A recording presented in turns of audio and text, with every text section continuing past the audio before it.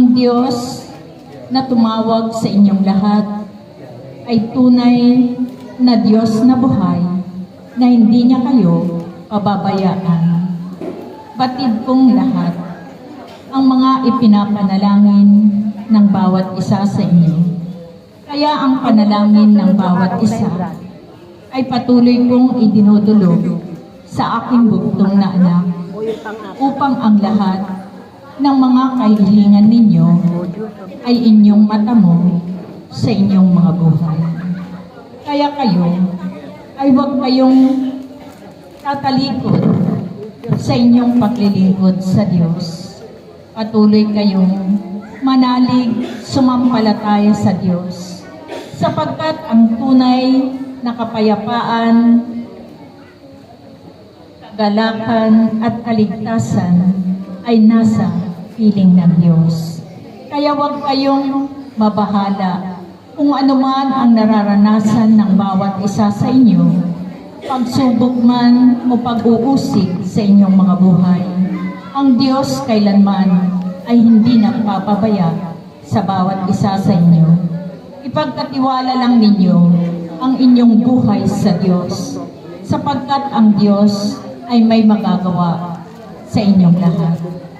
Manalig kayo, sumunod sa kalooban ng Diyos, sapagkat ang Diyos na tumawag sa inyong lahat ay Diyos na buhay na kailanman ay hindi niya kayo pababayaan magpakailanman.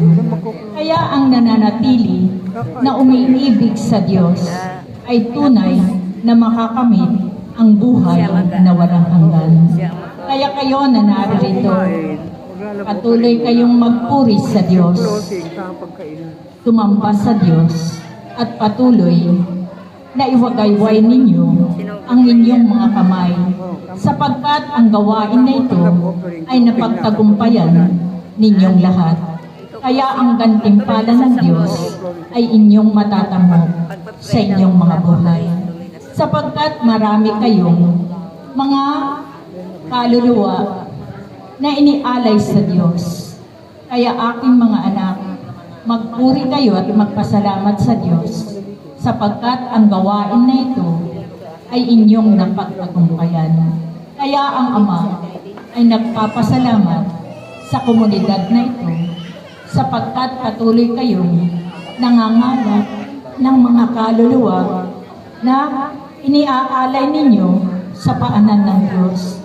Kaya huwag kayong mabahala sa mga pag-uusig na nararanasan ng komunidad na ito, sapagkat ang Diyos na inyong pinaglilingkuran ang siyang magbibigay ng katarungan sa bawat isa sa inyo. Kaya magpatuloy lang kayo, magpuri, magpasalamat sa Diyos. Salamat sa inyong lahat na narito. Higit sa mga kaluluwa, mga tupa na inyong nangalap sa gawain ng Ama.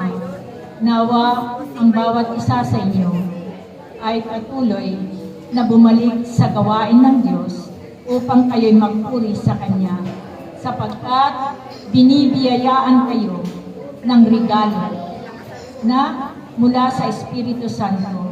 Kaya ang mga regalo na natanggap ninyo ay patuloy ninyong gamitin para sa gawain ng Diyos. Salamat sa inyong lahat. Patuloy kayong manalangin ng Santo Rosario. Salamat sa inyong lahat.